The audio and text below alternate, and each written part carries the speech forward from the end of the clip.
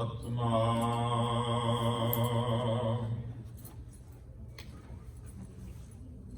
ਵਾਹਿਗੁਰੂ ਸਾਹਿਬ ਜੀ।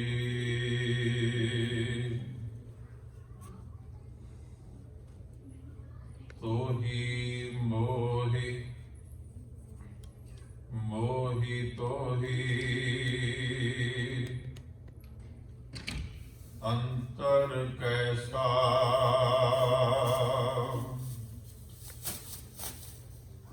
ਕਨਕ ਕਟਕ ਜਲ ਤਰੰਗ ਜੈਸਾ ਜੋ ਕੈ ਹਮ ਨਾ ਪਾਪ ਕਰੰਤਾ ਅਹੇ ਅਨੰਤਾ ਪਤਤ ਪਾਵਨ ਨਾਮ ਕੈਸੇ ਹੁੰਤਾ ਤੁਮ ਜੋ ਨਾਇਕ ਆਸ਼ੋ ਅੰਤਰ ਜਾਮੀ ਪ੍ਰਭ ਤੇ ਜਨ ਜਾਨੀਜੈ ਜਨ ਤੇ ਸੁਆਮੀ ਸਰੀਰ ਅਰਾਧੈ ਮੋਕੋ ਵਿਚਾਰ ਦੇਹੋ ਰਵਦਾਸ ਸਮਦਲ ਸਮਝਾਵੇ ਕੋ ਸਰੀਰ ਅਰਾਧੈ ਮੋਕੋ ਵਿਚਾਰ ਦੇਹੂ ਰਵਦਾਸ ਸਮਦਲ ਸਮਝਾਵੇ ਕੋ।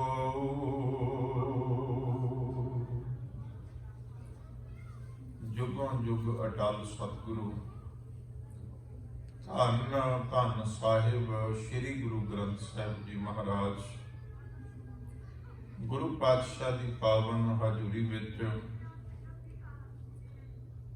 ਹਾਜ਼ਰੀ ਭਰ ਰਹੇ ਸਤ ਸੰਗੀ ਜਨੋ,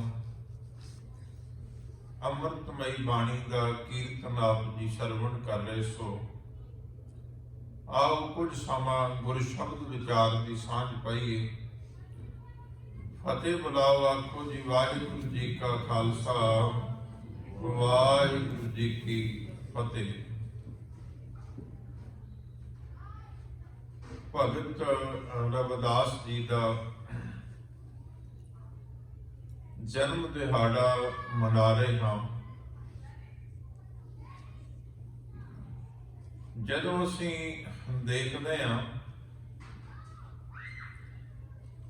ਕਿ ਬਨਾਰਸ ਪੁਰਾਤਨ ਸਮੇਂ ਤੋਂ ਹਿੰਦੂ ਸੰਸਕ੍ਰਿਤੀ ਦਾ ਕੇਂਦਰ ਰਿਹਾ ਤੇ ਅੱਜ ਵੀ ਹੈ। ਇਸ ਗੰਗਾ ਦੇ ਕੰਢੇ ਤੋਂ ਕਈ ਵਿਚਾਰਾਂ ਦੇ ਪ੍ਰਵਾਹ ਪੈਦਾ ਹੋਏ। ਕੁਝ ਕੁ ਵਿਚਾਰ ਪ੍ਰਵਾਹ ਨੇ ਸੰਸਾਰ ਦੇ ਅੰਦਰ ਮਨੁੱਖਤਾ ਦਾ ਵਿਕਾਸ ਕੀਤਾ, ਮਨੁੱਖਤਾ ਦੀ ਉન્નਤੀ ਕੀਤੀ, ਲੋਕਾਂ ਲਈ ਪਰਉਪਕਾਰ ਕੀਤਾ। ਪਰ ਕੁਝ ਪ੍ਰਵਾਹ ਐਸੇ ਨੇ ਜਿਨ੍ਹਾਂ ਨੇ ਮਨੁੱਖਤਾ ਦੀ ਦੇ ਅੰਦਰ ਤਬਾਹੀ ਮਚਾਈ, ਉਹਨਾਂ ਨੂੰ ਬਰਬਾਦ ਕੀਤਾ। ਇਹਨਾਂ ਪ੍ਰਵਾਹਾਂ ਦੇ ਵਿੱਚੋਂ ਹੀ ਇੱਕ ਪ੍ਰਵਾਹ ਸੀਗਾ ਜਾਤ ਪਾਤ ਦਾ, ਉੱਚੀ ਨੀਵੀਂ ਜਾਤ ਦੇ ਫਰਕ ਦਾ। ਇਸ ਗੰਗਾ ਦੇ ਕੰਢੇ ਤੋਂ ਉੱਠੇ ਹੋਏ, ਬਨਾਰਸ ਦੀ ਧਰਤੀ ਤੋਂ ਉੱਠੇ ਹੋਏ ਇਸ ਵਿਚਾਰ ਪ੍ਰਵਾਹ ਨੇ ਸਮਾਜ ਨੂੰ ਚਾਰ ਹਿੱਸਿਆਂ ਵਿੱਚ ਵੰਡ ਕੇ ਰੱਖ ਦਿੱਤਾ। ਕੰਮ ਕਰ ਨਿਯਤ ਕਰ ਦਿੱਤੇ, ਕਿਸੇ ਨੂੰ ਨੀਵਾਂ ਬਣਾ ਦਿੱਤਾ, ਕਿਸੇ ਨੂੰ ਉੱਚਾ ਬਣਾ ਦਿੱਤਾ। ਇਸ ਦੇ ਨਾਲ ਮਨੁੱਖਤਾ ਵੱਡੀ ਗਈ, ਮਨੁੱਖਤਾ ਦਾ ਘਾਣ ਹੋਇਆ। ਪਰ ਇਸੇ ਹੀ ਬਨਾਰਸ ਦੇ ਵਿੱਚੋਂ, ਇਸੇ ਹੀ ਗੰਗਾ ਦੇ ਕੰਢੇ ਦੇ ਵਿੱਚ ਉਤੋਂ ਉਹ ਮਹਾਪੁਰਸ਼ ਵੀ ਪੈਦਾ ਹੋਏ ਜਿਨ੍ਹਾਂ ਨੇ ਇਸ ਵਿਨਾਸ਼ਕਾਰੀ ਪ੍ਰਵਾਹ ਦੇ ਵਿਰੁੱਧ ਡਟ ਕੇ ਆਵਾਜ਼ ਉਠਾਈ। ਉਹਨਾਂ ਦੇ ਵਿੱਚੋਂ ਦੋ ਭਗਤਾਂ ਦੇ ਨਾਮ ਅਸੀਂ ਬਹੁਤ ਸਤਿਕਾਰ ਨਾਲ ਲੈਂਦੇ ਹਾਂ, ਭਗਤ ਕਬੀਰ ਸਾਹਿਬ ਤੇ ਭਗਤ ਰਵਿਦਾਸ ਜੀ, ਜਿਨ੍ਹਾਂ ਨੇ ਇਸ ਮਨੁੱਖਤਾ ਦੀ ਮਾਰੂ ਪ੍ਰਵਿਰਤੀ ਵਾਲੀ ਲਹਿਰ ਨੂੰ ਵੰਗਾਰਿਆ ਤੇ ਸੱਚ ਦਾ ਹੋਕਾ ਦਿੱਤਾ ਕਿ ਮਨੁੱਖਤਾ ਜਿਹੜੀ ਹੈ ਉਹ ਕਿਸੇ ਜਨਮ ਕਰਕੇ, ਕਿਸੇ ਜਾਤ ਕਰਕੇ ਉੱਚੀ ਨੀਵੀਂ ਨਹੀਂ। ਮਨੁੱਖ ਆਪਣੇ ਕਰਮਾਂ ਕਰਕੇ ਨੀਵਾਂ ਹੋ ਜਾਂਦਾ ਹੈ, ਮਨੁੱਖ ਆਪਣੇ ਕਰਮਾਂ ਕਰਕੇ ਉੱਚਾ ਹੋ ਜਾਂਦਾ ਹੈ।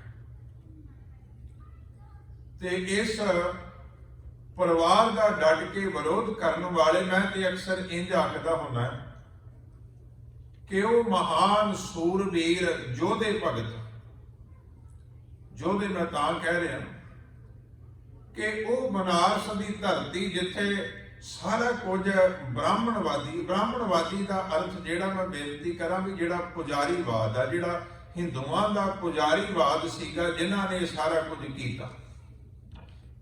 ਜਿਹੜੇ ਆਮ ਹਿੰਦੂ ਪਰਿਵਾਰ ਨੇ ਉਹ ਤੇ ਦੂਸਰੀ ਲੋਕਾਈ ਦੇ ਵਾਂਗ ਹੀ ਪਿਸਦੇ ਰਹੇ ਨੇ ਪੁਜਾਰੀਆਂ ਦੇ ਫੈਸਲਿਆਂ ਦੇ ਵਿੱਚ ਜਾਂ ਉਹਨਾਂ ਦੀਆਂ ਬਣਾਈਆਂ ਹੋਈਆਂ ਮਨੌਤਾਂ ਦੇ ਵਿੱਚ। ਤੇ ਬ੍ਰਾਹਮਣਵਾਦ ਤੋਂ ਮੁਰਾਦ ਹੈ ਵੀ ਜਿਹੜੀ ਪੁਜਾਰੀ ਜਮਾਤ ਹੈ, ਜਿਨ੍ਹਾਂ ਨੇ ਲੋਕਾਂ ਨੂੰ ਸੇਧ ਦੇਣੀ ਸੀ, ਧਾਰਮਿਕ ਤੌਰ ਤੇ ਉਹਨਾਂ ਦਾ ਰਾਹ ਸੁਣਾਉਣਾ ਸੀ, ਉਹਨਾਂ ਬੰਦਿਆਂ ਨੇ ਇੰਨੀਆਂ ਕੁ ਵੰਡੀਆਂ ਪਾ ਕੇ ਰੱਖ ਦਿੱਤੀਆਂ ਕਿ ਮਨੁੱਖਤਾ ਕੁਰਲਾ ਉੱਠੀ। ਉਹਨਾਂ ਦੇ ਵਿਰੁੱਧ ਆਵਾਜ਼ ਬੁਲੰਦ ਕਰਨੀ ਇੱਕ ਸੂਰਮਿਆਂ ਦਾ ਕੰਮ ਸੀਗਾ, ਉਹਨਾਂ ਸਮਿਆਂ ਵਿੱਚ ਖਾਸ ਕਰਕੇ ਹੈ ਤੇ ਅੱਜ ਵੀ। ਜਦੋਂ ਅਸੀਂ ਕਬੀਰ ਸਾਹਿਬ ਦੇ ਬਚਨ ਪੜ੍ਹਦੇ ਹਾਂ, ਸਿੱਖ ਧਰਮ ਦੇ ਅੰਦਰ ਬੇਨਤੀ ਕਰਾਂ ਵੀ ਸਭ ਤੋਂ ਵੱਧ ਜੇ ਮਕਬੂਲ ਇਹ ਬਚਨ ਹੋਇਆ ਜਦੋਂ ਅਸੀਂ ਕਿਸੇ ਸੂਰਮੇ ਦੀ ਗੱਲ ਕਰਦੇ ਹਾਂ, ਕਿਸੇ ਸ਼ਹੀਦ ਦੀ ਗੱਲ ਕਰਦੇ ਹਾਂ, ਤੇ ਸ਼ਲੋਕ ਅਸੀਂ ਇਹ ਪੜ੍ਹਦੇ ਹਾਂ ਵੀ ਸੂਰਾ ਸੋ ਪਹਿਚਾਨੀਆਂ ਜੋ ਲੜੈ ਦੀਨ ਕੇ ਹੇਤ, ਪੁਰਜਾ ਪੁਰਜਾ ਕੱਟ ਮਰੈ ਕਬੂ ਨਾ ਛਾੜੈ ਖੇਤ। ਬੇਨਤੀ ਕਰਾਂ ਸ਼ਲੋਕ ਕਬੀਰ ਸਾਹਿਬ ਦਾ ਉਚਾਰਨ ਕੀਤਾ ਹੋਇਆ। ਹੋਰ ਵੀ ਇਸ ਤਰ੍ਹਾਂ ਦੇ ਬੇਅੰਤ ਬਚਨ ਨੇ ਚੜ੍ਹਦੀ ਕਲਾ ਵਾਲੇ, ਜਿਹੜੇ ਸਾਡੇ ਢਹਿੰਦੇ ਮਨ ਨੂੰ ਸਹਾਰਾ ਦੇ ਕੇ ਤੇ ਉੱਚਾ ਲੈ ਕੇ ਜਾਂਦੇ ਨੇ। ਚੜ੍ਹਦੀ ਕਲਾ ਅੰਦਰ ਇੱਕ ਪ੍ਰਵੇਸ਼ ਹੁੰਦੀ ਹੈ ਜਦੋਂ ਇਹਨਾਂ ਮਹਾਨ ਬਚਨਾਂ ਨੂੰ ਪੜ੍ਹਿਆ ਜਾਂਦਾ। ਉੱਥੇ ਹੀ ਭਗਤ ਰਵਿਦਾਸ ਨੇ, ਜਿਨ੍ਹਾਂ ਦਾ ਜਨਮ 1376 ਦੇ ਵਿੱਚ ਹੋਇਆ, ਈਸਵੀ ਸੰਨ ਦੀ ਗੱਲ ਕਰ ਰਹੇ ਹਾਂ, ਜਿਹੜੀ ਹੁਣ 2021 ਚੱਲ ਰਹੀ ਹੈ ਨਾ, ਇਸ ਈਸਵੀ ਸੰਨ ਦੇ ਤਹਿਤ ਮੈਂ ਬੇਨਤੀ ਕਰ ਰਿਹਾ। ਹੁਣ ਸ਼੍ਰੋਮਣੀ ਕਮੇਟੀ ਨੇ ਇੱਕ ਕਿਤਾਬ ਛਾਪੀ ਹੈ ਸਿੱਖ ਵਿਦਵਾਨਾਂ ਦੇ ਲੇਖਾਂ ਨੂੰ ਇਕੱਠਿਆਂ ਕਰਕੇ, ਜਿਹਦਾ ਨਾਮ ਹੈ ਵੀ ਸੇ ਭਗਤ ਸਤਿਗੁਰ ਮਨ ਭਾਈ। ਕਿਤਾਬ ਦਾ ਟਾਈਟਲ ਹੈ। ਜਿਹੜੇ 15 ਭਗਤ ਗੁਰੂ ਅਰਜਨ ਦੇਵ ਮਹਾਰਾਜ ਸੱਚੇ ਪਾਤਸ਼ਾਹ ਜਾਂ ਗੁਰੂ ਨਾਨਕ ਸੱਚੇ ਪਾਤਸ਼ਾਹ ਦੇ ਮਨ ਨੂੰ ਭਾ ਗਏ, ਤੇ ਮਨ ਨੂੰ ਭਾ ਜਾਣ ਦਾ ਮਤਲਬ ਜਿਨ੍ਹਾਂ ਦੀ ਵਿਚਾਰਧਾਰਾ ਸੱਚ ਦੇ ਉੱਪਰ ਆਧਾਰਿਤ ਸੀ, ਜਿਨ੍ਹਾਂ ਨੇ ਬੇਖੌਫ ਹੋ ਕੇ ਸੱਚ ਨੂੰ ਸੱਚ ਕਿਹਾ ਔਰ ਸਮੇਂ ਸਿਰ ਕਿਹਾ, ਉਹਨਾਂ ਭਗਤ ਜਨਾਂ ਦੀ ਬਾਣੀ ਨੂੰ ਗੁਰੂ ਸਾਹਿਬ ਨੇ ਇਕੱਤਰ ਕਰਕੇ ਸ੍ਰੀ ਗੁਰੂ ਗ੍ਰੰਥ ਸਾਹਿਬ ਦੇ ਅੰਦਰ ਦਰਜ ਕੀਤਾ। ਉਹਨਾਂ ਵਿੱਚੋਂ ਭਗਤ ਰਵਿਦਾਸ ਜੀ ਨੇ, ਜਿਨ੍ਹਾਂ ਦੇ ਸ੍ਰੀ ਗੁਰੂ ਗ੍ਰੰਥ ਸਾਹਿਬ ਦੇ ਅੰਦਰ 16 ਰਾਗਾਂ ਦੇ ਵਿੱਚ 40 ਸ਼ਬਦ ਨੇ। ਭਗਤ ਰਵਿਦਾਸ ਦਾ ਸਭ ਤੋਂ ਪਹਿਲਾ ਸ਼ਬਦ ਸ੍ਰੀ ਰਾਗ ਦੇ ਅੰਦਰ ਆਉਂਦਾ ਹੈ। ਇੱਕੋ ਸ਼ਬਦ ਹੈ ਸ੍ਰੀ ਰਾਗ ਅੰਦਰ। ਜੇ ਸ਼ਬਦ ਦਾ ਪਾਠ ਤੁਸੀਂ ਸੁਣਿਆ ਕਿ ਤੋਹੀ ਮੋਹੀ ਮੋਹੀ ਤੋਹੀ ਅੰਤਰ ਕੈਸਾ ਕਨਕ ਕਟਕ ਜਲ ਤਰੰਗ ਜੈਸਾ, ਗੁਰੂ ਗ੍ਰੰਥ ਸਾਹਿਬ ਦੇ ਅੰਦਰ ਭਗਤ ਰਵਿਦਾਸ ਜੀ ਦਾ ਇਹ ਪਹਿਲਾ ਸ਼ਬਦ ਹੈ। ਫਿਰ ਮਲਾਰ ਰਾਗ ਦੇ ਵਿੱਚ ਆਖਰੀ ਸ਼ਬਦ ਹੈ ਭਗਤ ਰਵਿਦਾਸ ਜੀ ਦਾ। ਤੇ ਇਸ ਤਰ੍ਹਾਂ ਵੱਖ-ਵੱਖ ਰਾਗਾਂ ਦੇ ਵਿੱਚ ਕਿਸੇ ਵਿੱਚ 3 ਨੇ, ਕਿਸੇ ਵਿੱਚ 5 ਵੀ ਨੇ, ਕਿਸੇ ਵਿੱਚ 1 ਹੈ, ਕਿਤੇ 2 ਨੇ। ਸਾਰੇ ਮਿਲਾ ਕੇ ਵੱਖ-ਵੱਖ ਰਾਗਾਂ ਵਿੱਚ 16 ਰਾਗਾਂ ਵਿੱਚ 40 ਸ਼ਬਦ ਨੇ ਭਗਤ ਰਵਿਦਾਸ ਸਾਹਿਬ ਦੇ। ਮਿਲਤ ਪਿਆਰੋ ਪ੍ਰਾਣ ਨਾਥ ਕਮਨ ਭਗਤ ਤੇ ਸਾਧ ਸੰਗ ਪਾਈ ਪਰਮ ਗਤੇ। ਇਹ ਗੁਰੂ ਗ੍ਰੰਥ ਸਾਹਿਬ ਦੇ ਅੰਦਰ ਭਗਤ ਰਵਿਦਾਸ ਜੀ ਦਾ ਆਖਰੀ ਸ਼ਬਦ ਹੈ, 40 ਸ਼ਬਦ ਹੈ, ਜਿਸ ਵਿੱਚ ਉਹ ਸੰਗਤ ਦੀ ਮਹਿਮਾ ਦੀ ਗੱਲ ਕਰਦੇ ਨੇ। ਖੈਰ, ਮੈਂ ਜਿਹੜਾ ਸ਼ਬਦ ਪਹਿਲਾ ਪੜ੍ਹਿਆ ਆਪਾਂ ਉਸ ਤੇ ਕੇਂਦਰਿਤ ਰਹਿਣ ਦੀ ਕੋਸ਼ਿਸ਼ ਕਰਦੇ ਹਾਂ। ਤੇ ਭਗਤ ਰਵਿਦਾਸ ਜੀ ਦੇ 40 ਸ਼ਬਦਾਂ ਰਾਹੀਂ, ਭਾਵੇਂ ਕਿ ਇੰਜ ਮੰਨਿਆ ਜਾਂਦਾ ਵੀ ਕੁਝ ਸ਼ਬਦ ਭਗਤ ਜੀ ਦੇ ਇਸ ਤੋਂ ਬਾਹਰ ਹੋਰ ਵੀ ਮਿਲਦੇ ਨੇ, ਪਰ ਜਿਹੜੀ ਧੁਰਕੀ ਬਾਣੀ ਦੀ ਪ੍ਰਮਾਣਤਾ ਦੀ ਗੱਲ ਹੈ, ਸ੍ਰੀ ਗੁਰੂ ਗ੍ਰੰਥ ਸਾਹਿਬ ਦੇ ਅੰਦਰ ਦਰਜ ਹੈ, ਉਹ 40 ਸ਼ਬਦ ਨੇ। ਭਗਤ ਅਸੀਂ ਕਿਸ ਨੂੰ ਆਖਦੇ ਹਾਂ? ਸ੍ਰੀ ਗੁਰੂ ਗ੍ਰੰਥ ਸਾਹਿਬ ਦਾ ਨਿਰਣਾ ਹੈ, ਗੁਰੂ ਗ੍ਰੰਥ ਸਾਹਿਬ ਦਾ ਫੈਸਲਾ ਹੈ ਕਿ ਭਗਤ ਉਸ ਆਤਮਾ ਨੂੰ ਕਹਿੰਦੇ ਨੇ ਜਿਹੜਾ ਦੁੱਖ ਤੇ ਸੁੱਖ ਦੇ ਵਿੱਚ ਬਰਾਬਰ ਰਹਿੰਦਾ ਹੈ, ਦੁੱਖ ਸੁੱਖ ਨੂੰ ਇੱਕ ਤਰ੍ਹਾਂ ਕਰਕੇ ਮੰਨਦਾ ਹੈ, ਰੱਬ ਦੇ ਭਾਣੇ ਦੇ ਵਿੱਚ ਰਾਜੀ ਰਹਿੰਦਾ ਹੈ ਤੇ ਉਸ ਪਰਮਾਤਮਾ ਦੀ ਯਾਦ ਨੂੰ ਕਦੀ ਭੁੱਲਦਾ ਨਹੀਂ। ਸ੍ਰੀ ਗੁਰੂ ਗ੍ਰੰਥ ਸਾਹਿਬ ਕਹਿੰਦੇ ਨੇ ਉਹ ਭਗਤ ਹੈ।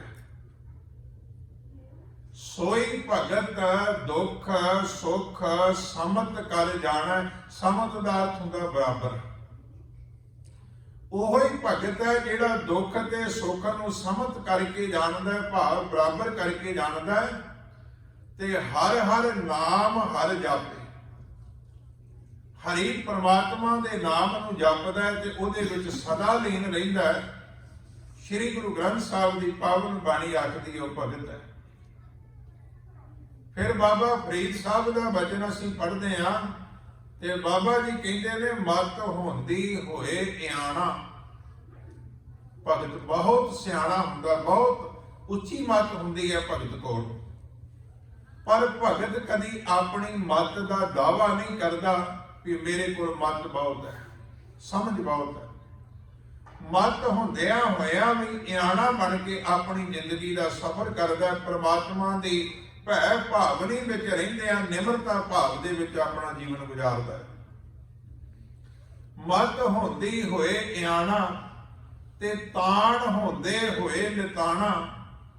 ਭਗਤ ਕੋਲ ਜਿੰਨਾ ਮਰਜ਼ੀ ਤਾਣ ਹੋਵੇ, ਤਾਣ ਦਾ ਅਰਥ ਹੈ ਬਲ ਸ਼ਕਤੀ, ਉਹ ਫਿਰ ਵੀ ਨਿਮਾਣਾ ਬਣ ਕੇ ਰਹਿੰਦਾ ਹੈ। ਇਹ ਉਹਦੀ ਨਿਮਰਤਾ ਹੈ, ਇਹ ਉਹਦੇ ਜੀਵਨ ਦਾ ਚਲਨ ਹੈ, ਉਹਦੇ ਜੀਵਨ ਦਾ ਸਹਿਜ ਹੈ। ਮਤ ਹੁੰਦੀ ਹੋਏ ਇਆਣਾ, ਤਾਣ ਹੁੰਦੇ ਹੋਏ ਨਿਤਾਣਾ, ਫਿਰ ਅਣਹੋਂਦੇ ਆਪ ਵੰਡਾਏ।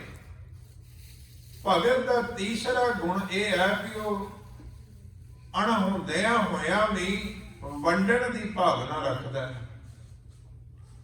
ਜੇ ਤੇ ਪਦਾਰਥ ਕੋਲ ਹੋਣ ਤੇ ਮਨੁੱਖ ਆਪਣੇ ਕੋਲ ਵਾਧੂ ਹੋਣ ਤੇ ਕਿਸੇ ਨੂੰ ਕੁਝ ਦੇ ਦੇਵੇ, ਕੋਈ ਬਹੁਤੀ ਵੱਡੀ ਗੱਲ ਨਹੀਂ, ਪਰ ਜਿਸ ਦਿਨ ਆਪਣੀ ਥਾਲੀ ਵਿੱਚ, ਆਪਣੀ ਪਲੇਟ ਵਿੱਚ ਪ੍ਰਸ਼ਾਦਾ ਇੱਕੋ ਹੀ ਪਿਆ ਹੋਵੇ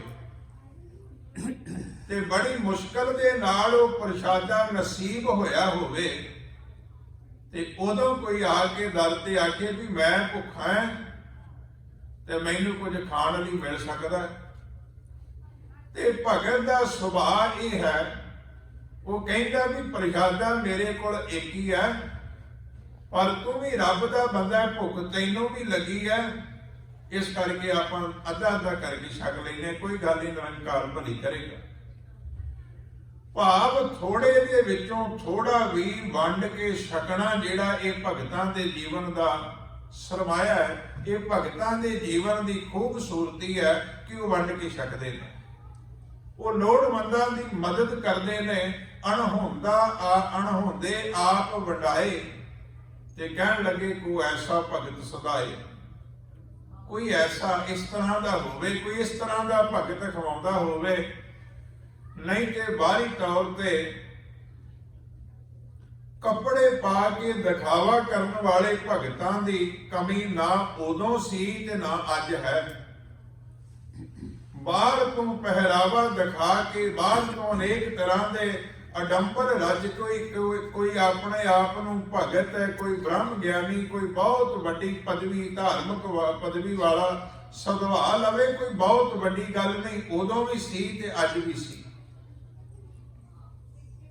ਜਿਸ ਬਨਾਰਸ ਦੇ ਵਿੱਚ ਇੰਨੇ ਵਿਦਵਾਨ ਲੋਕ ਰਹਿੰਦੇ ਸਨ, ਮੈਂ ਬੇਨਤੀ ਕਰਾਂ ਵੀ ਉਸੇ ਹੀ ਬਨਾਰਸ ਦੇ ਬਾਰੇ ਵਿੱਚ ਭਗਤ ਕਬੀਰ ਸਾਹਿਬ ਨੇ ਪਤਾ ਕੀ ਆਖਿਆ?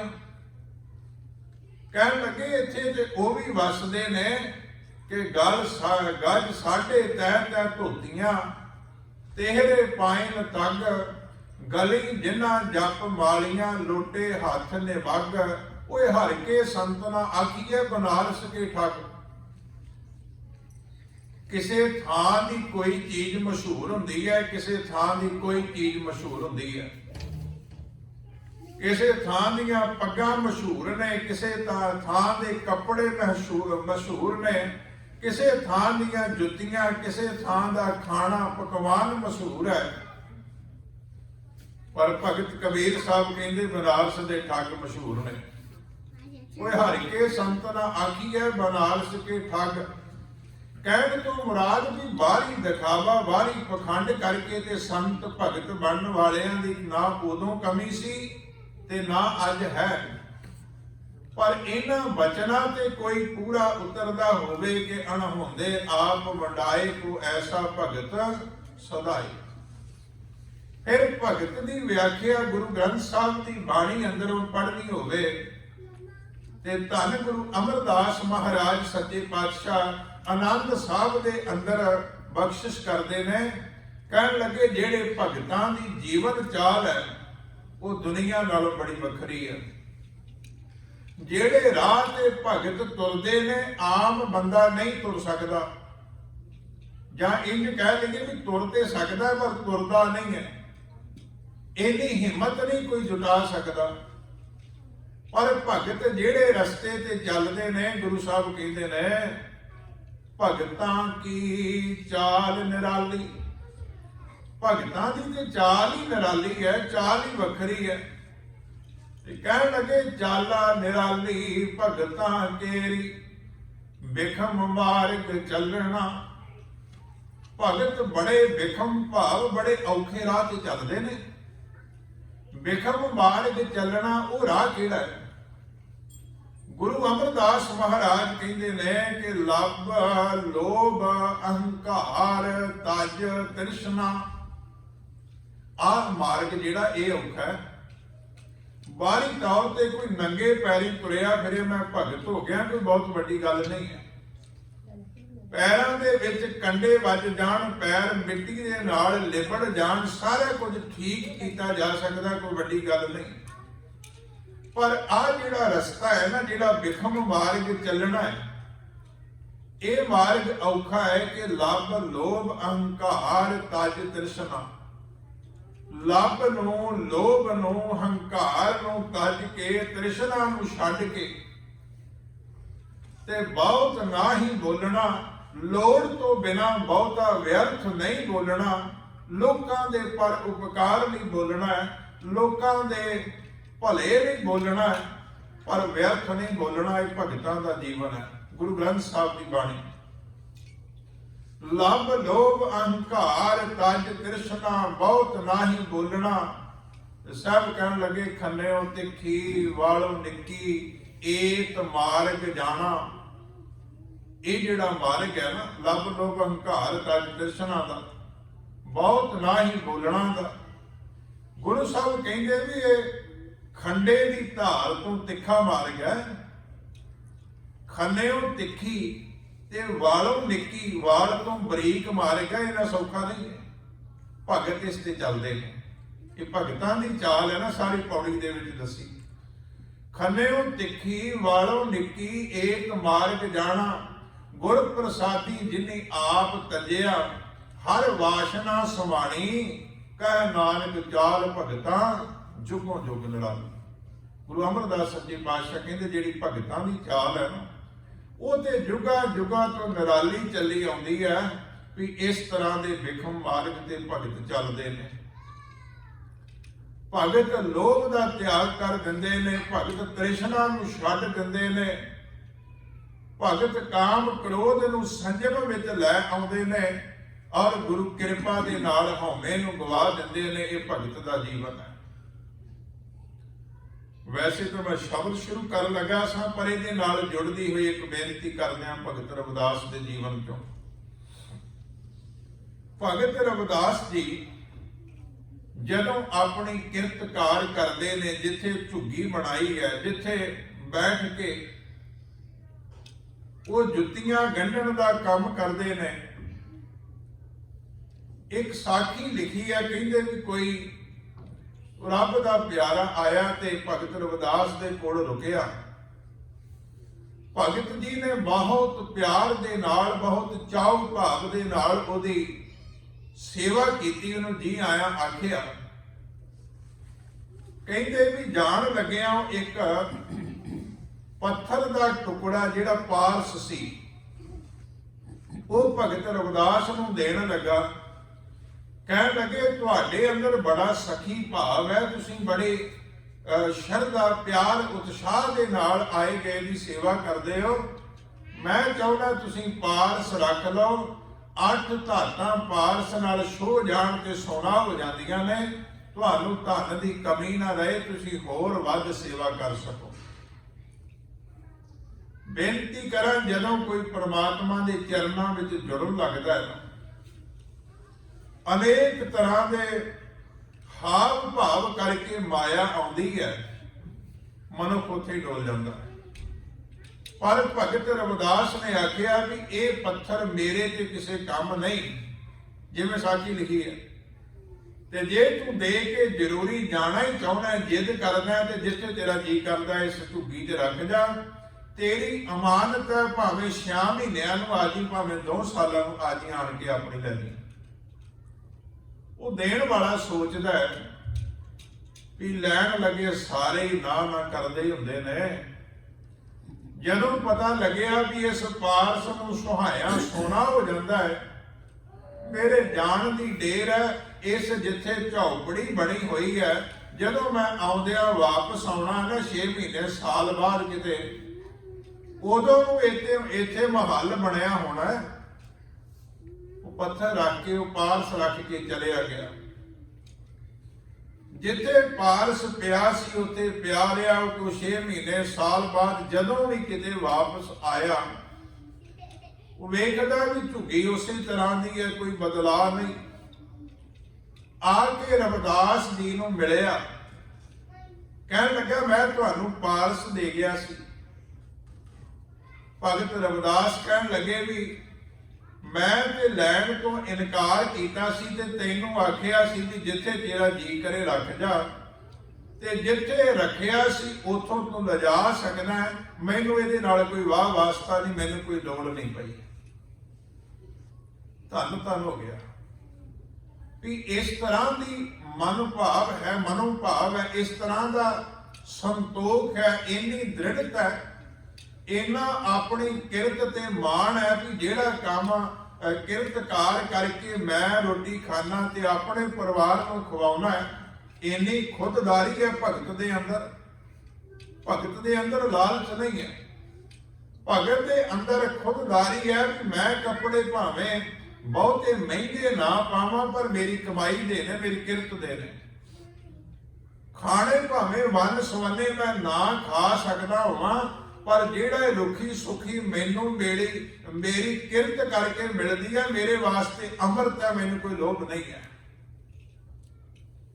ਉਸੇ ਤਰ੍ਹਾਂ ਉਸ ਪੱਥਰ ਨੂੰ ਵਾਪਸ ਲੈ ਗਿਆ। ਬੇਨਤੀ ਕਰਾਂ, ਸਾਡੇ ਨਵੇਂ ਵਿਦਵਾਨ ਖੋਜ ਕਰਦੇ ਨੇ, ਕਹਿਣ ਲੱਗੇ ਜੇ ਪਾਰਸ ਨਾਲ ਸੁਹਾਇਆ 8 ਧਾਤਾਂ ਜਿਹੜੀਆਂ ਸੋਨਾ ਬਣ ਜਾਂਦੀਆਂ, ਤੇ ਦੁਨੀਆ ਵਿੱਚ ਸੋਨੇ ਦੇ ਅੰਬਾਰ ਲੱਗੇ ਹੋਣੇ ਸੀ। ਕਹਿੰਦੇ ਨੇ ਪੁਰਾਣੀ ਫਿਲਾਸਫੀ ਹੈ, ਉਸ ਢੰਗ ਦੇ ਨਾਲ ਇਹ ਗੱਲਾਂ ਕੀਤੀਆਂ ਗਈਆਂ। ਪਰ ਮੈਂ ਇੱਕ ਬੇਨਤੀ ਕਰਾਂ, ਪਾਰਸ ਹੋਵੇ, ਪੱਥਰ ਹੋਵੇ, ਕੁਝ ਵੀ ਹੋਵੇ, ਭਗਤ ਰਵਿਦਾਸ ਦਾ ਸਿਦਕ ਬਹੁਤ ਪੱਕਾ ਹੈ, ਉਸ ਸਿਦਕ ਨੂੰ ਨਹੀਂ ਡਰਾ ਸਕਿਆ। ਮਨੁੱਖ ਦੇ ਕੋਲ ਜਦੋਂ ਧਨ ਨਾ ਹੋਵੇ, ਕਰਲਾਉਂਦਾ ਫਿਰਦਾ ਕਿ ਮੇਰੇ ਕੋਲ ਪੈਸੇ ਆ ਜਾਣ, ਪਰ ਜਿਸ ਦਿਨ ਧਨ ਜਾਂ ਧਨ ਦਾ ਕੋਈ ਸੋਰਸ ਮਿਲਦਾ ਹੈ ਨਾ, ਸਾਰੇ ਕਰਮ ਧਰਮ ਭੁਲਾ ਕੇ ਮਨੁੱਖ ਉਸ ਪਾਸੇ ਤੁਰ ਪੈਂਦਾ ਕਿ ਮੇਰੇ ਕੋਲ ਧਨ ਵੱਧ ਆ ਜਾਏ। ਭਗਤ ਰਵਿਦਾਸ ਜੀ ਨੇ ਆਪਣੇ ਜੀਵਨ ਦੇ ਅੰਦਰ ਕਦੀ ਵੀ ਇਸ ਤਰ੍ਹਾਂ ਦੇ ਮਾਇਕ ਪ੍ਰਭਾਵ ਨੂੰ ਨਹੀਂ ਪੈਣ ਦਿੱਤਾ।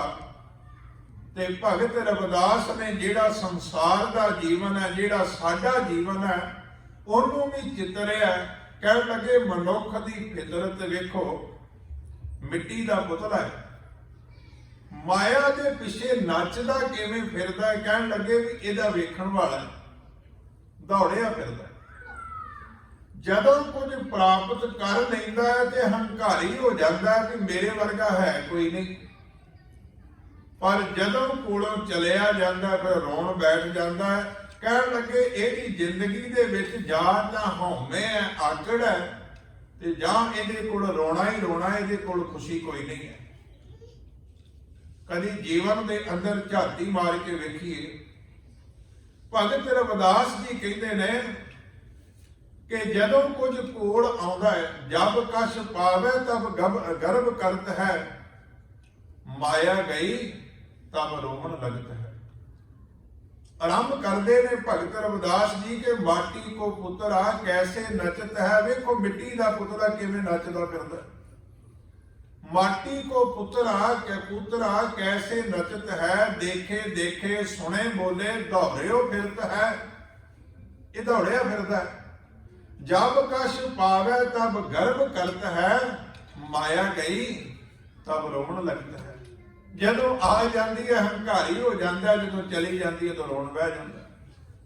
ਪਰ ਭਗਤ ਰਵਿਦਾਸ ਦਾ ਜੀਵਨ ਹੈ, ਬੇਨਤੀ ਕਰ ਰਿਹਾ ਸਨ, ਉਹ ਭਗਤ ਹੈ ਜਿਹਦੇ ਅੰਦਰ ਅਣਹੋਂਦੇ ਆਪ ਵਡਾਏ ਦੀ ਭਾਵਨਾ। ਕੋਈ ਐਸਾ ਭਗਤ ਸਦਾਏ। ਗੁਰਬਾਣੀ ਮੁਤਾਬਕ ਤੇ ਅਸੀਂ ਵਿਚਾਰ ਕਰ ਰਹੇ ਹਾਂ ਭਗਤ ਦੀ ਪਦਵੀ ਕੀ ਹੈ। ਸਿੱਖ ਵਿਦਵਾਨਾਂ ਨੇ ਵੀ ਜਦੋਂ ਭਗਤ ਲਫ਼ਜ਼ ਦਾ ਵਿਸ਼ਲੇਸ਼ਣ ਕੀਤਾ ਹੈ, ਉਹਨਾਂ ਨੇ ਤਿੰਨਾਂ ਲਫ਼ਜ਼ਾਂ ਨੂੰ ਅੱਡੋ ਅੱਡ ਬਿਆਨ ਕੀਤਾ।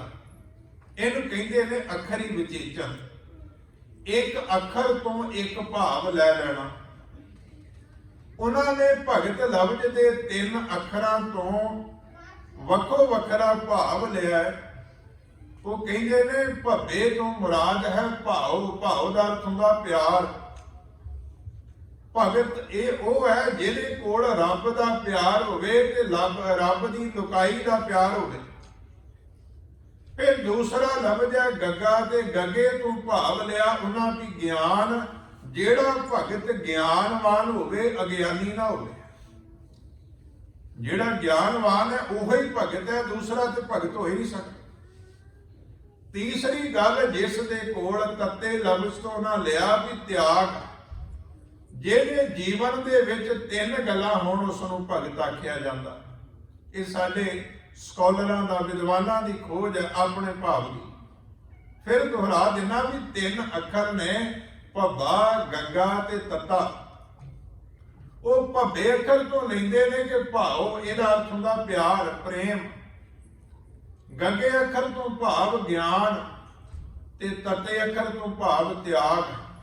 ਜਿਹਦੇ ਅੰਦਰ ਭਾਵ ਪ੍ਰੇਮ ਹੈ, ਜਿਹਦੇ ਅੰਦਰ ਗਿਆਨ ਹੈ, ਜਿਸ ਦੇ ਅੰਦਰ ਤਿਆਗ ਹੈ, ਉਹ ਹੀ ਰੱਬ ਦਾ ਪਿਆਰ ਹੈ, ਉਹ ਹੀ ਰੱਬ ਦਾ ਭਗਤ ਹੈ। ਤੇ ਜਿਸ ਦੇ ਅੰਦਰ ਇਹ ਚੀਜ਼ਾਂ ਆ ਜਾਂਦੀਆਂ ਨੇ, ਉਹ ਰੱਬ ਦਾ ਰੂਪ ਹੋ ਜਾਂਦਾ ਹੈ। ਉਹ ਪਰਮਾਤਮਾ ਵਰਗਾ ਹੀ ਹੋ ਜਾਂਦਾ ਹੈ। ਉਹਦੇ ਵਿੱਚ ਤੇ ਪਰਮਾਤਮਾ ਦੇ ਵਿੱਚ ਕੋਈ ਭੇਦ ਨਹੀਂ ਰਹਿ ਜਾਂਦਾ। ਤੇ ਇਸੇ ਵਿਚਾਰ ਨੂੰ ਭਗਤ ਰਵਿਦਾਸ ਨੇ ਆਪਣੇ ਸ਼ਬਦ ਅੰਦਰ, ਜਿਹੜਾ ਗੁਰੂ ਗ੍ਰੰਥ ਸਾਹਿਬ ਦੇ ਅੰਦਰ ਪਹਿਲਾ ਸ਼ਬਦ ਹੈ, ਉਹਦੇ ਅੰਦਰ ਬਿਆਨ ਕੀਤਾ। ਭਗਤ ਰਵਿਦਾਸ ਜੀ ਕਹਿੰਦੇ ਨੇ, ਤੋਹੀ ਮੋਹੀ ਮੋਹੀ ਤੋਹੀ ਅੰਤਰ ਕੈਸਾ। ਤੋਹੀ ਮੋਹੀ ਦਾ ਅਰਥ ਹੈ ਵੀ ਤੇਰੇ ਤੇ ਮੇਰੇ ਵਿੱਚ, ਮੇਰੇ ਤੇ ਤੇਰੇ ਵਿੱਚ। ਅੰਤਰ ਕੈਸਾ, ਅੰਤਰ ਦਾ ਅਰਥ ਹੈ ਫਰਕ। ਪਰਮਾਤਮਾ ਅਕਾਲ ਪੁਰਖ ਵਾਹਿਗੁਰੂ ਜੀ, ਤੇਰੇ ਵਿੱਚ ਤੇ ਮੇਰੇ ਵਿੱਚ ਅੰਤਰ, ਫਰਕ ਕੀ ਹੈ? ਕਿੰਨਾ ਕੁ ਫਰਕ ਹੈ? फिर उन्होंने दो उदाहरण साढ़े सामने रखियां। कह लगे कनक कटक जल तरंग जैसा। कनक कहते ने सोने नूं, कटक का अर्थ है सोने का कड़ा, संस्कृत का लफ्ज है। कह लगे जिवें सोने तो सोने का कड़ा बनाया होवे, कोई कह सकता है भी कड़ा वखरा है तो सोना वखरा है। जे कड़ा सोने का बनाना है तो फिर सोना ते कड़ा वखो वखरे नहीं। हाँ, एक सोना अनघड़िया पिया है, एक नूं सुनियार ने घड़ दिता ते कड़े की शक्ल दे दी।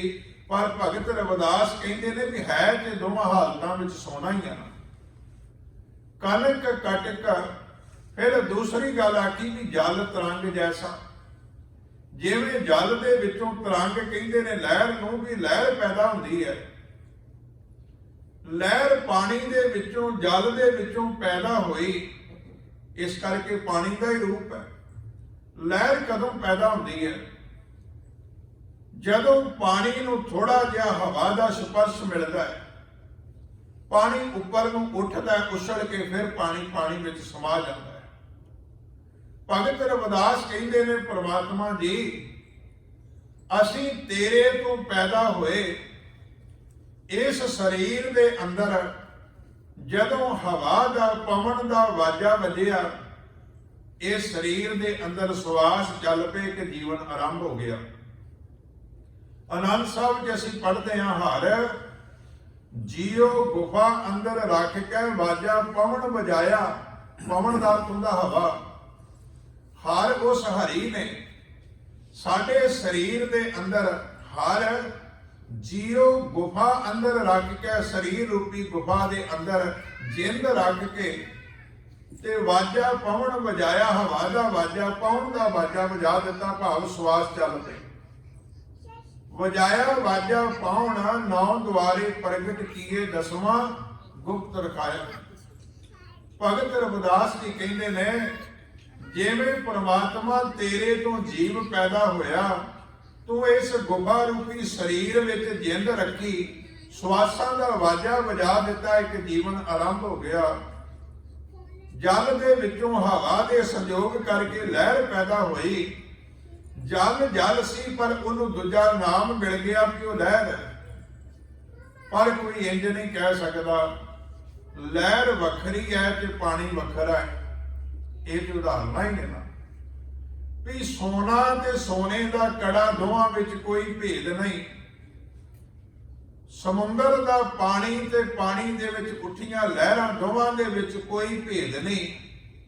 रविदास कहते परमात्मा मैं तेरे तो पैदा होया, तेरे विच ते मेरे विच। उहदा ना कहण दा भाव है भी जीव विच ते तेरे विच कोई भेद नहीं।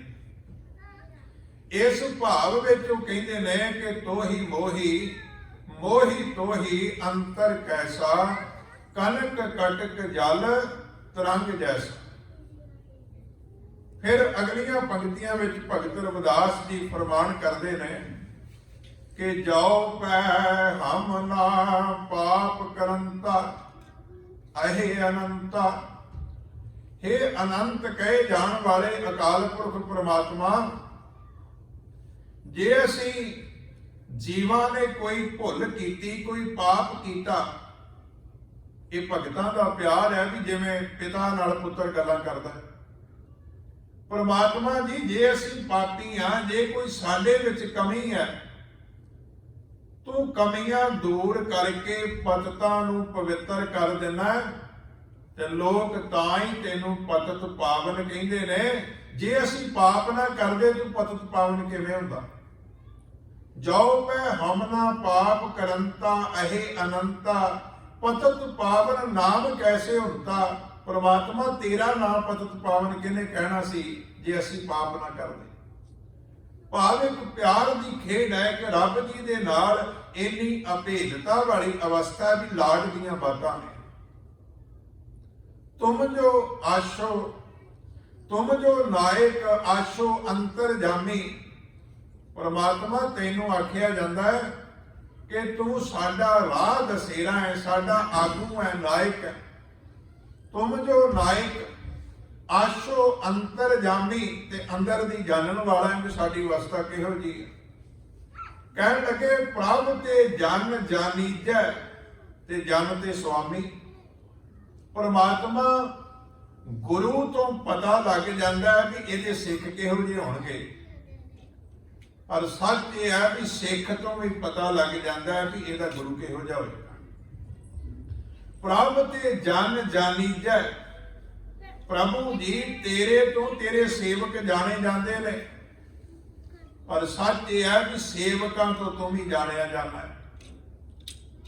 ਜਦੋਂ ਗੁਰੂ ਨਾਨਕ ਸੱਚੇ ਪਾਤਸ਼ਾਹ ਨੂੰ ਸਿੱਧ ਮਿਲਦੇ ਨੇ, ਗੁਰੂ ਸਾਹਿਬ ਦੀ ਅਜ਼ਮਤ ਤੋਂ ਪ੍ਰਭਾਵਿਤ ਹੁੰਦੇ ਨੇ, ਸਚਾਈ ਤੋਂ ਪ੍ਰਭਾਵਿਤ ਹੁੰਦੇ ਨੇ, ਗੁਰੂ ਨਾਨਕ ਸੱਚੇ ਪਾਤਸ਼ਾਹ ਦੇ ਅੱਗੇ ਝੁਕਦੇ ਨੇ, ਨਮਸਕਾਰ ਕਰਦੇ ਨੇ, ਬੇਨਤੀ ਕਰਾਂ ਇਹ ਵੀ ਸੋਚਦੇ ਨੇ ਏਡਾ ਕਾਮਲ ਆਗੂ, ਏਡਾ ਕਾਮਲ ਗੁਰੂ ਜਿਹਦਾ ਹੋਵੇ ਉਹਦੇ ਸਿੱਖ ਕਿਹੋ ਜਿਹੇ ਹੋਣਗੇ। ਪਰ ਸੱਚ ਇਹ ਹੈ ਵੀ ਜਿਸ ਦਿਨ ਸਿੱਖ ਨੂੰ ਕੋਈ ਮਿਲਦਾ ਹੈ, ਜਿਸ ਦਿਨ ਭਾਈ ਲਹਿਣਾ ਭਾਈ ਜੋਧ ਨੂੰ ਮਿਲਿਆ, ਜਿਹੜੇ ਗੁਰੂ ਅੰਗਦ ਸਾਹਿਬ ਬਣੇ ਬਾਅਦ ਵਿੱਚ ਭਾਈ ਲਹਿਣਾ, ਜਿਸ ਦਿਨ ਭਾਈ ਜੋਧ ਨੂੰ ਮਿਲਿਆ ਅੰਮ੍ਰਿਤ ਵੇਲੇ, ਉਹਦੇ ਕੋਲੋਂ ਗੁਰਬਾਣੀ ਦੀਆਂ ਪੰਕਤੀਆਂ ਦੀ ਆਵਾਜ਼ ਭਾਈ ਲਹਿਣੇ ਦੇ ਕੰਨਾਂ ਵਿੱਚ ਪਈ, ਇੰਨਾ ਮਨ ਪ੍ਰਭਾਵਿਤ ਹੋਇਆ। ਪੁੱਛਿਆ ਵੀ ਤੇਰਾ ਗੁਰੂ ਕੌਣ ਹੈ, ਤੇ ਭਾਈ ਜੋਧ ਨੇ ਦੱਸਿਆ ਕਿ ਮੇਰਾ ਗੁਰੂ ਗੁਰੂ ਨਾਨਕ ਸੱਚੇ ਪਾਤਸ਼ਾਹ ਕਰਤਾਰਪੁਰ ਸਾਹਿਬ ਇਸ ਸਮੇਂ ਸੰਸਾਰ ਦਾ ਭਲਾ ਕਰ ਰਿਹਾ, ਸੱਚ ਦੀ ਜੋਤ ਜਗਾ ਰਿਹਾ। ਸਿੱਖ ਤੋਂ ਗੁਰੂ ਦਾ ਪਤਾ ਲੱਗਿਆ ਵੀ ਸਿੱਖ ਜੇ ਇੰਨਾ ਮਹਾਨ ਹੈ ਤੇ ਗੁਰੂ ਕਿੰਨਾ ਮਹਾਨ ਹੋਏਗਾ। ਭਗਤ ਰਵਿਦਾਸ ਜੀ ਵੀ ਕਹਿੰਦੇ ਨੇ ਵੀ ਪ੍ਰਮਾਤਮਾ ਤੇਰੇ ਤੋਂ ਤੇਰੇ ਜਨ ਜਾਣੇ ਜਾਂਦੇ ਨੇ, ਪਰ ਆਪਣੇ ਜਨਾਂ ਤੋਂ ਤੂੰ ਜਾਣਿਆ ਜਾਂਦਾ ਹੈ ਵੀ ਤੇਰੇ ਜਨ ਤੇਰੇ ਭਗਤ ਦੇ ਅੰਦਰ ਕਿੰਨੀ ਕੁ ਦ੍ਰਿੜਤਾ ਹੈ, ਕਿੰਨੇ ਕੁ ਗੁਣ ਨੇ, ਕਿੰਨਾ ਕੁ ਮਹਾਨ ਜੀਵਨ ਹੈ, ਤੇ ਜਿਹਦੀ ਇਹ ਭਗਤੀ ਕਰਦਾ ਉਹ ਕਿਹੋ ਜਿਹਾ ਹੋਏਗਾ। ਪ੍ਰਭ ਤੇ ਜਨ ਜਾਨੀਜੈ, ਜਨ ਤੇ ਸੁਆਮੀ। ਤੇ ਆਖਰੀ ਪੰਕਤੀਆਂ ਵਿੱਚ ਕਹਿੰਦੇ ਨੇ ਸਰੀਰ ਅਰਾਧੈ ਮੋਕੋ ਵਿਚਾਰ ਦੇਹੁ। ਕਹਿੰਦੇ ਨੇ ਮੇਰਾ ਜਿੰਨਾ ਚਿਰ ਸਰੀਰ ਹੈ, ਜਿੰਨਾ ਚਿਰ ਮੇਰੀ ਜ਼ਿੰਦਗੀ ਹੈ, ਪਰਮਾਤਮਾ ਤੇਰਾ ਆਰਾਧਨ ਕਰਦੀ ਰਹੇ, ਮੈਂ ਤੈਨੂੰ ਯਾਦ ਕਰਦਾ ਰਹਾ, ਮੈਨੂੰ ਇਸ ਤਰ੍ਹਾਂ ਦੀ ਕੋਈ ਬਖਸ਼ਿਸ਼ ਕਰ ਦੇ। ਸਰੀਰ ਅਰਾਧੈ ਮੋਕੋ ਵਿਚਾਰ ਦੇਹੁ, ਮੈਨੂੰ ਕੋਈ ਇਸ ਤਰ੍ਹਾਂ ਦੀ ਦਾਤ, ਇਸ ਤਰ੍ਹਾਂ ਦੀ ਬਖਸ਼ਿਸ਼ ਕਰ, ਜਿੰਨਾ ਚਿਰ ਮੇਰਾ ਸਰੀਰ ਕਾਇਮ ਹੈ, ਮੈਂ ਤੇਰੀ ਆਰਾਧਨਾ, ਤੇਰੀ ਭਗਤੀ ਦੇ ਵਿੱਚ ਸਦਾ ਜੁੜਿਆ ਰਹਾ। ਤੇ ਆਖਰੀ ਪੰਕਤੀ ਵਿੱਚ ਕਹਿੰਦੇ ਰਵਿਦਾਸ ਸਮ ਗਲ ਸਮਝਾਵੇ ਕੋ। ਮੈਨੂੰ ਰਵਿਦਾਸ ਨੂੰ ਪਰਮਾਤਮਾ ਕੋਈ ਇਹ ਸਮਝਾ ਦੇਵੇ ਕਿ ਸਮ ਦਲ ਦਾ ਅਰਥ ਹੈ ਕਿ ਸਾਰੇ ਦਲਾਂ ਵਿੱਚ। ਇਹਦਾ ਭਾਵ ਅਰਥ ਬਣਿਆ ਕਿ ਸਾਰਿਆਂ ਜੀਵਾਂ ਦੇ ਵਿੱਚ ਜਿਹੜਾ ਪਰਮਾਤਮਾ ਵਿਆਪਕ ਹੈ ਨਾ, ਮੈਨੂੰ ਕੋਈ ਸਮਝਾ ਦੇਵੇ ਕਿ ਅਕਾਲ ਪੁਰਖ ਪਰਮਾਤਮਾ ਸਭ ਪਾਸੇ ਵਿਆਪਕ ਹੈ। ਰਵਿਦਾਸ ਜੀ ਨੂੰ ਤੇ ਸਾਰੇ ਪਾਸੇ ਵਿਆਪਕ ਹੀ ਦਿਸਦਾ ਹੈ, ਉਹਨੂੰ ਤੇ ਫਰਕ ਨਹੀਂ, ਪਰ ਉਸ ਭਾਵ ਵਿੱਚ ਉਚਾਰਨ ਕਰਦੇ ਨੇ ਨਿਮਰਤਾ ਭਾਵ ਦੇ ਵਿੱਚ ਸਰੀਰ ਅਰਾਧੈ ਮੋਕੋ ਵਿਚਾਰ ਦੇਹੁ, ਰਵਿਦਾਸ ਸਮ ਗਲ ਸਮਝਾਵੇ ਕੋ।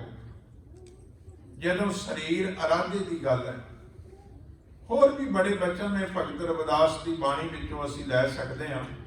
ਇੱਕ ਬਚਨ ਕਹਿ ਕੇ ਸਮਾਪਤੀ ਕਰਾਂ। ਭਗਤ ਰਵਿਦਾਸ ਕਹਿੰਦੇ ਨੇ, ਕਹਿਣ ਲੱਗੇ ਗਰੀਬ ਬੰਦੇ ਨੂੰ ਕੋਈ ਸਤਿਕਾਰ ਨਹੀਂ ਦਿੰਦਾ, ਦੁਨੀਆਦਾਰੀ ਹੈ। ਜਿਸ ਤਰ੍ਹਾਂ ਨੀਵੀਂ ਜਾਤ ਜਾਂ ਗਰੀਬ ਬੰਦੇ ਨੂੰ ਕੋਈ ਸਤਿਕਾਰ ਨਹੀਂ ਦਿੰਦਾ, ਰਵਿਦਾਸ ਕਹਿੰਦੇ ਨੇ ਮੇਰੇ ਨਾਲ ਵੀ ਇੰਜ ਹੋਇਆ ਹੈ, ਮੈਨੂੰ ਸਤਿਕਾਰ ਨਹੀਂ ਸੀ ਦਿੰਦੇ। ਪਰ ਕਹਿਣ ਲੱਗੇ ਉਸ ਰੱਬ ਦੀ ਖੇਡ, ਮੈਂ ਜਿਸ ਰੱਬ ਨਾਲ ਜੁੜਿਆ, ਜਿਹੜੇ ਬੰਦੇ ਦਾਅਵੇ ਕਰਦੇ ਸੀ ਕਿ ਸਾਡੀ ਕੁਲ ਉੱਚੀ ਹੈ, ਅਸੀਂ ਧੰਨਵਾਨ ਹਾਂ, ਸਾਡਾ ਘਰਾਣਾ ਬੜਾ ਉੱਚਾ ਹੈ, ਰਵਿਦਾਸ ਕਹਿੰਦੇ ਰੱਬ ਜੀ ਤੇਰੀ ਕਿਰਪਾ ਹੈ, ਉਹ ਮੇਰੇ ਚਰਨਾਂ ਤੇ ਆ ਕੇ ਝੁਕਦੇ ਨੇ, ਤੇਰੀ ਰਹਿਮਤ ਹੈ।